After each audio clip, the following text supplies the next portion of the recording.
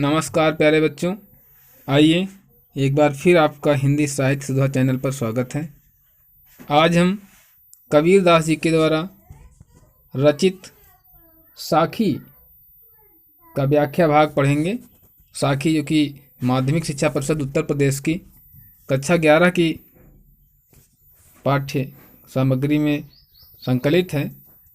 तो आइए देर न करते हुए हम पाठ शुरू करते हैं और जिस साखी का पहला दोहा पढ़ते हैं। हमारा पहला दोहा है, बलिहारी गुरु आपणे देवहाणी कै बार, जिनि मानिस ते देवता करत न लागी बार। तो यहाँ पर कबीर दास जी कहते हैं कि मैं अपने गुरु पर बलिहारी जाऊं, मैं अपने गुरु पर बलिहारी जाऊं।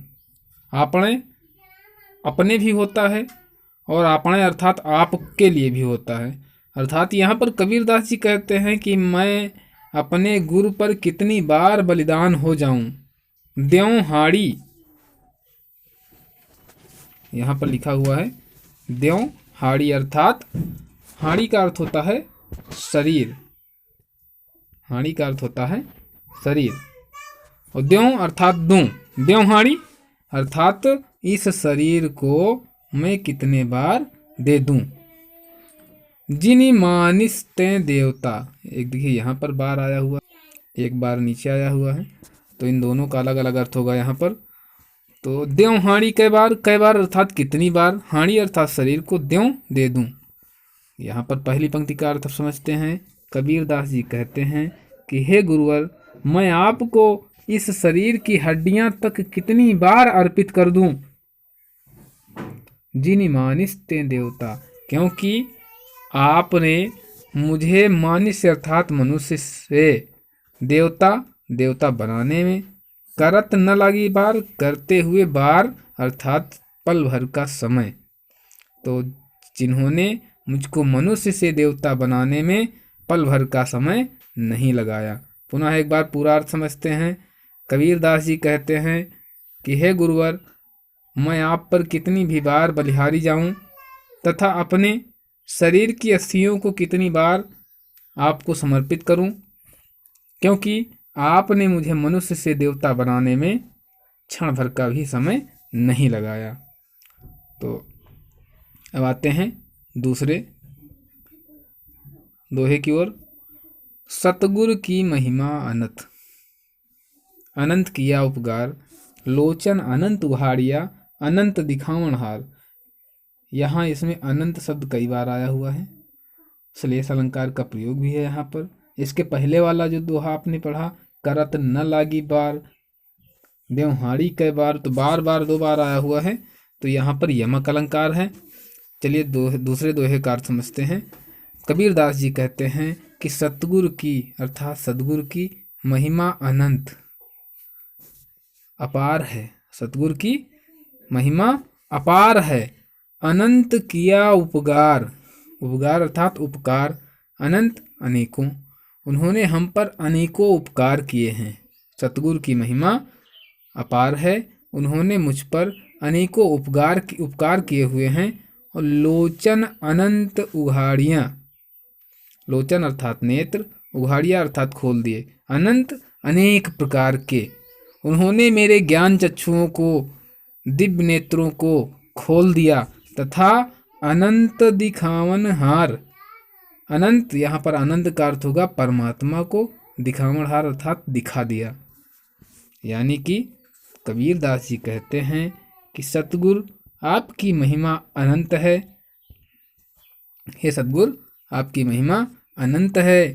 आपने मुझ पर अनेकों उपकार किए हैं, आपने मेरे अनेकों ज्ञान नेत्रों को खोलकर उस परम पिता परमात्मा के दर्शन करा दिए हैं। अनंत दिखावनहार। ठीक है, अब आते हैं तीसरे की ओर। दीपक दिया तेल भरी, बाती दई अघट, पूरा किया बिशाहुड़ा, बहुर न आवे हट। दीपक दिया तेल भरी, रूपक अलंकार है। कबीर दास जी कहते हैं कि मेरे गुरुवर ने इस शरीर रूपी दीपक में, मेरे गुरुवर ने इस शरीर रूपी दीपक में, यहाँ दीपक शब्द है तो दीपक का अर्थ है शरीर, दिया, दिया का मतलब दिया, तेल भरी, तेल से भर दिया, अर्थात इस दिया का अर्थ है तेल से भर दिया। किसको? इस शरीर रूपी दीपक को। अच्छा, कैसे तेल से भर दिया?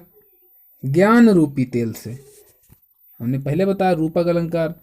तो दीपक, दिया, तेल भरी, इस शरीर रूपी दीपक को ज्ञान रूपी तेल से भर दिया।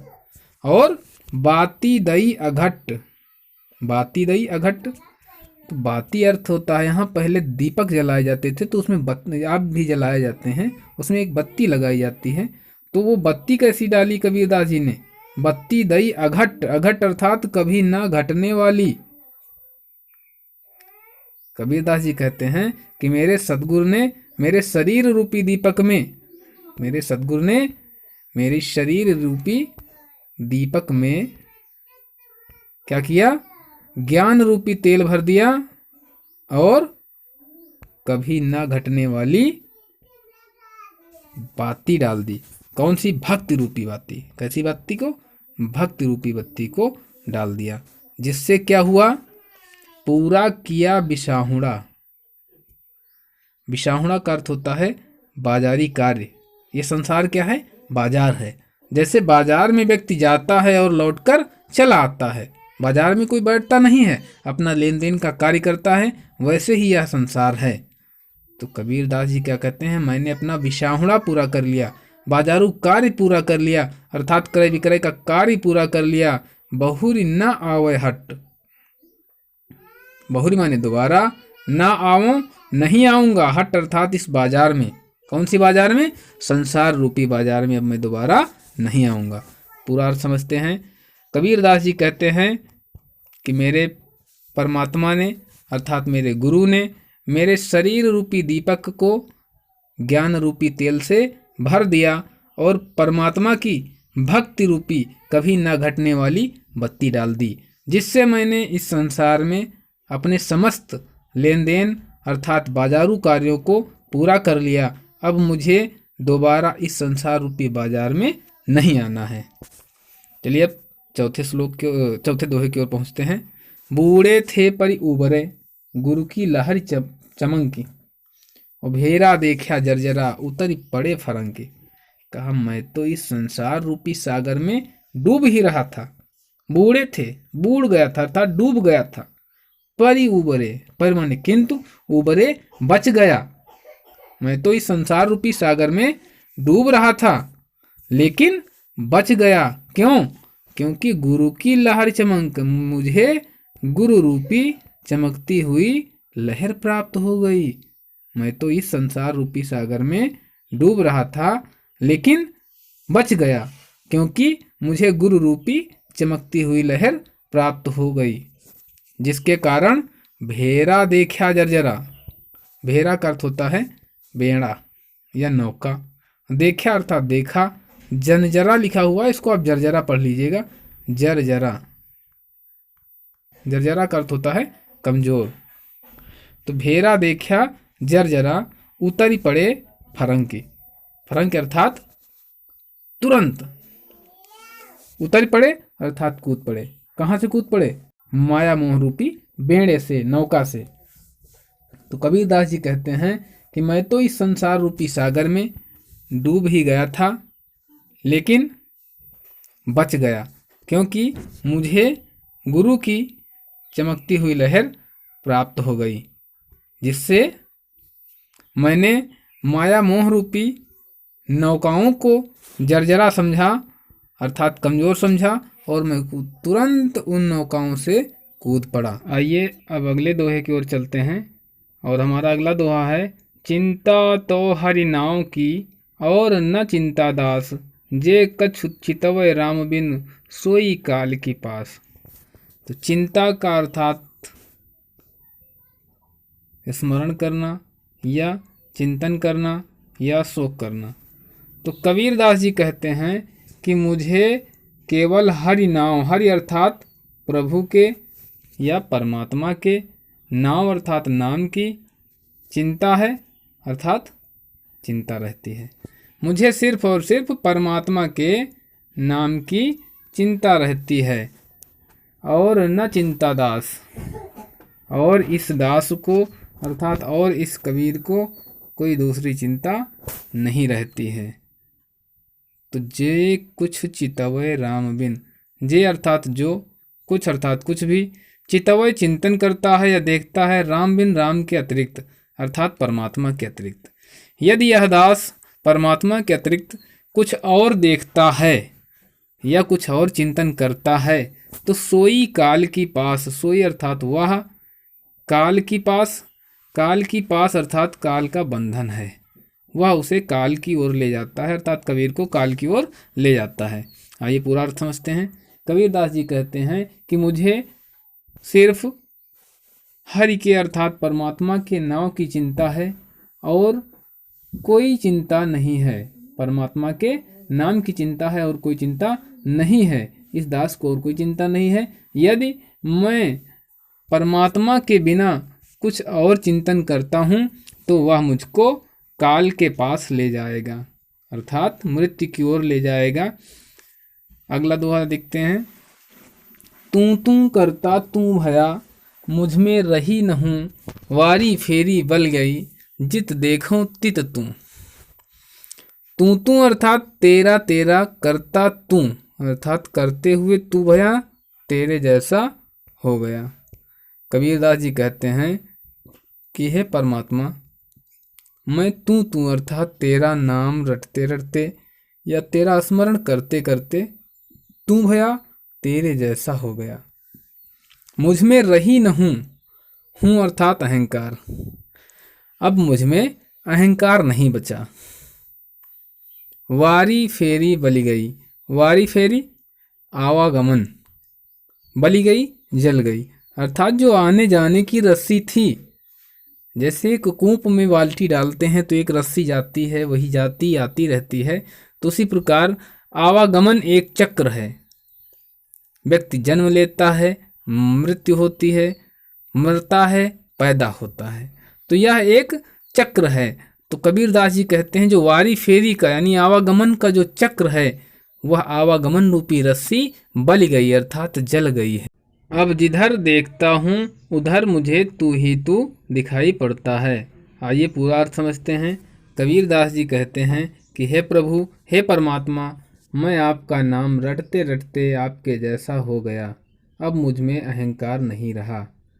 मेरे जीवन और मरण रूपी आवागमन की रस्सी जल गई। अब मैं जिधर देखता हूँ उधर मुझे तू ही तू दिखाई पड़ता है। आइए सातवें दोहे की ओर चलते हैं।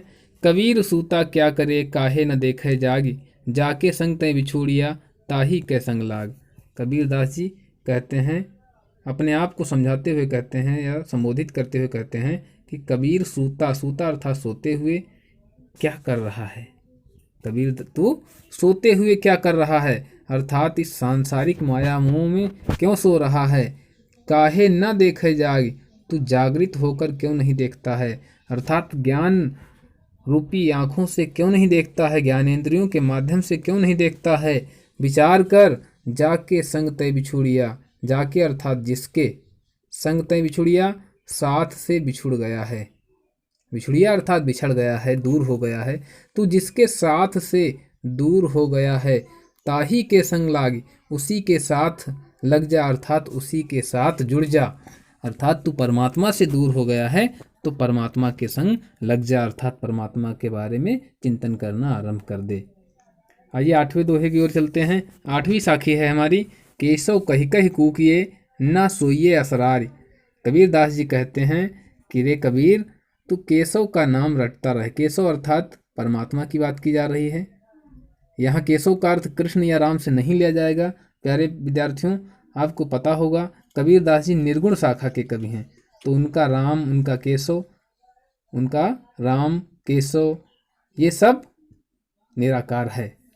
तो निराकार परमात्मा के विषय में कहते हैं केशव कही कही कूकिए, केशव का नाम कह कह करके बोलते रहिए अर्थात रटते रहिए, ना सोइए असरार, असरार का अर्थ होता है रात और दिन, तो असरार का अर्थ होता है रात और दिन। रात्रि और दिवस मत सोइए, रात दिन केशव का नाम परमात्मा का नाम रटते रहिए। राति दिवस के कूकणे, रात और दिन कूकणे, कूकने से अर्थात रटने से कबहू लगे पुकार, कभी न कभी परमात्मा तुम्हारी पुकार सुन लेगा। पूरा अर्थ समझते हैं।